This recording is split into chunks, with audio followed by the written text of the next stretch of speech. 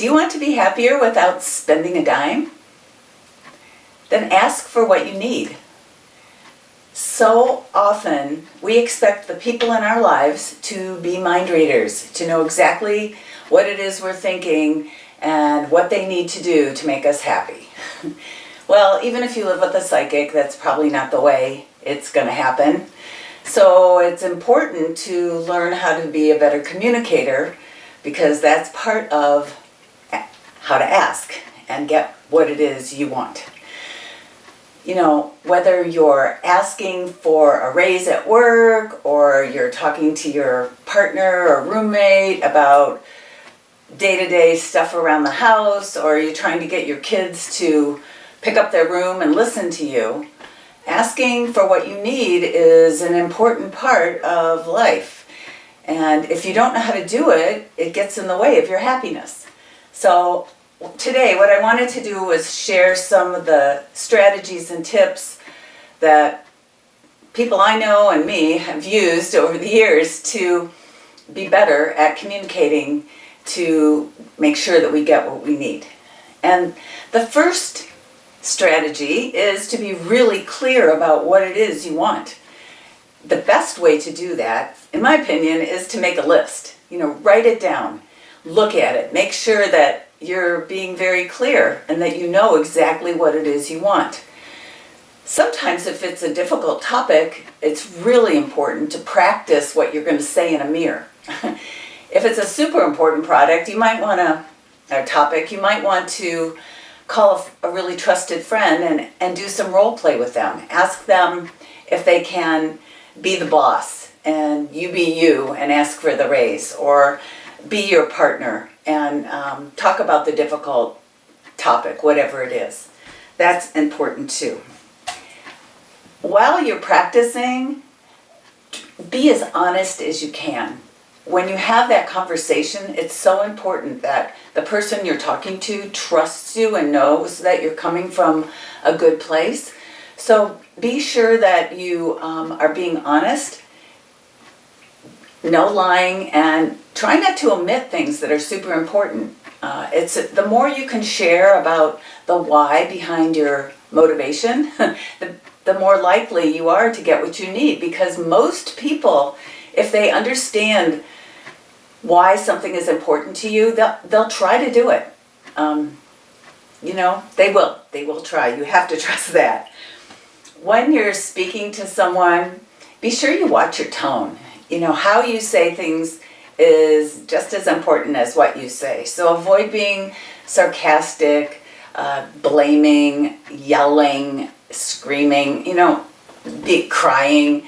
All those things just make it so hard to communicate. Along those lines too is being super quiet. Some people, when they get really upset, they just shut down completely. And then it's like you're stranded.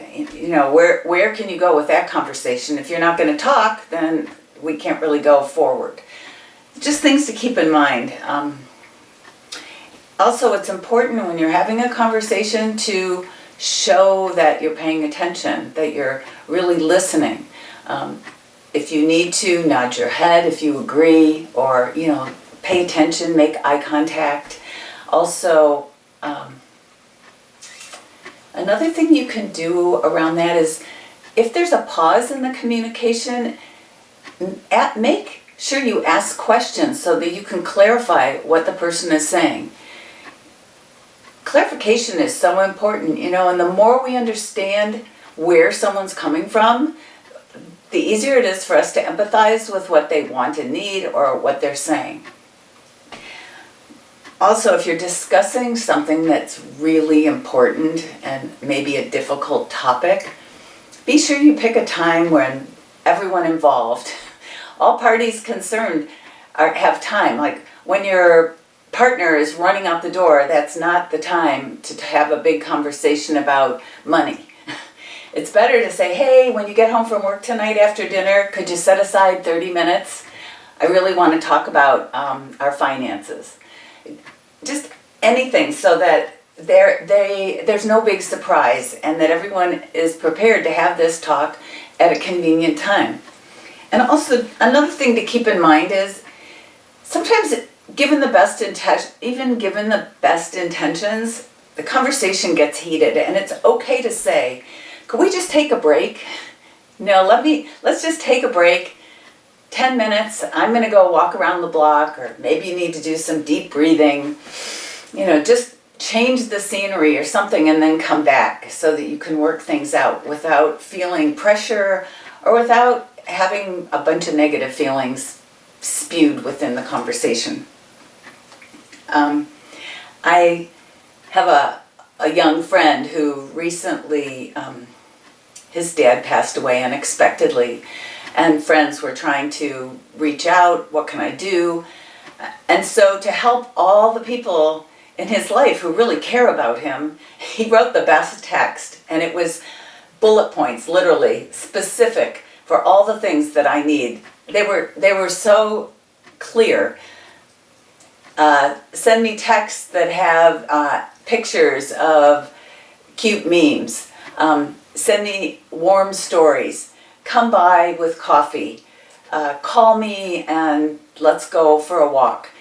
Very, very specific things. And if we could all do that, can you imagine how great the world would be? We would all be communicating so clearly with each other. And for some reason, we're not taught this in school. We're not taught good communication in school. Maybe in kindergarten, there's some basic rules like no hitting, no biting, sharing. But beyond that, it's really up to us to figure it out. So I think anything you can do along these lines, if you need to pick up a book, if you need to join a group, communication class, do it, because it can really be a life changer. Okay, well, for today, I think that's it. If you've been feeling frustrated, fearful, anxious, any negative emotions around your personal life or what's going on in the world, try asking for what you want.